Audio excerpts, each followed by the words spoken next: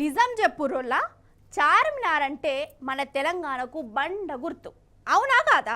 దేశంలోనే కాదు దునియాలో ఏ మూలకు పో చార్మినార్ బొమ్మ కనబడితే తెలంగాణలో ఉన్నది, హైదరాబాద్లో కట్టిరు అని చెప్తారు. ఇక కాకతీయ కళాతోరణ బొమ్మ చూడంగానే మన మనసుకు ఎంత మంచిగా అనిపిస్తుందో, మన చరిత్ర కండ్ల ముందు కనబడుతుంది. అసోంటి తెలంగాణ సంపద మీద మనం గర్వంగా చెప్పుకునే కట్టడాల మీద కుట్రేషన్ నడుస్తుంది. అకు చూడురే. ఎవరి మీదనన్నా కండ్ల మట్టతనం కుళ్ళుబోతుతనం ఉంటే వాళ్ళ మీదనే తీర్చుకోవాలి గాని జనాల మీద జనం సెంటిమెంట్ల మీద చూపించద్దు. అవునా కాదా? ఇగో ఇప్పుడు మన ముఖ్యమంత్రి వర్యులు శ్రీమాన్ రేవంత్ సార్ వారి కథ గట్లనే కొడుతుందోలా. నేనంటలేని మాట జనాలే చెప్పుకుంటుర్రు. తెలంగాణలో కేసీఆర్ ఆనవాళ్ళే లేకుండా చేస్తా అని ఏమేమో భారీ భారీ ముచ్చట్లు చెప్పే కదా. కానీ ఇప్పుడు మన తెలంగాణ గుర్తుల మీద పడ్డాడోల్లా. మన తెలంగాణ మనం తెచ్చుకున్నాక మన అధికార గుర్తు గిట్లా పెట్టుకున్నాం కదా.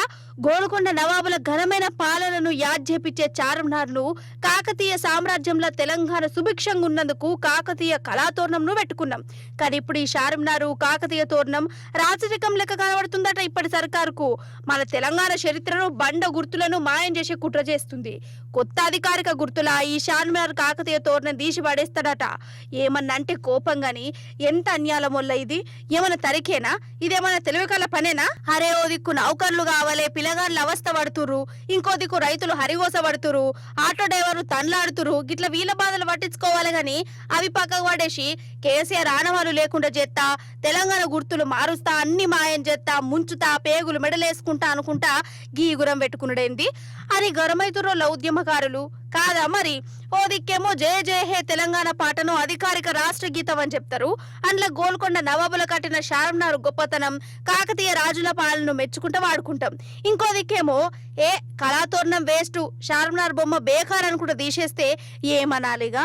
తెలంగాణ కోసం కొట్లాడినోళ్ళు, తండ్లాడినోళ్ళు, ఉద్యమాలు చేసినోళ్ళు ఇప్పుడు సీఎం రేవంత్ సార్ మీద గరమైతురు. తెలంగాణ గుర్తులు మారుస్తే ఇంకో ఉద్యమం చేసుడే ఉరికిచ్చుడు ఖాయమని అంటుర్రు.